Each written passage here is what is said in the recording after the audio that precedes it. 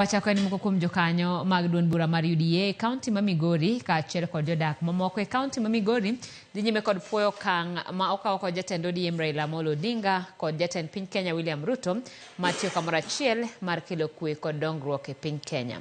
Jokanyogo mag UDA ka otelnegi kod jakom mar UDA sub kaunti ma Nyatike Chris Okelo wacho ni girwako okang' ma okaw kod Ruto ka achiel kod Odinga mar keto Kenya e lai makare mondo oganda oyud dongruok. Okelo wacho ni kaka oganda e gwenge mag Nyanza gimor kod jogo ma osemi lemo mar jotend migepe kod apisas madongo e piny owacho.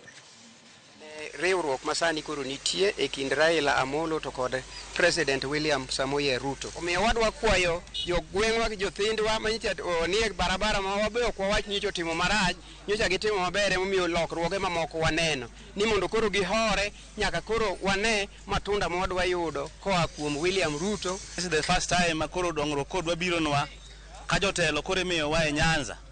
Sama koro miyo jotelo wa e Nyanza, wan kaka jo Nyanza wamor kabisa nikech wasebedo ka wan oko mar sirikal.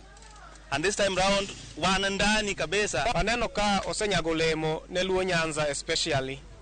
Kwa mfano kaka PS cabinet secretaries wasegomba mondo mi wayude e Luo Nyanza ka wang'ni wayudo. On the side of security kumare mondo molo mako.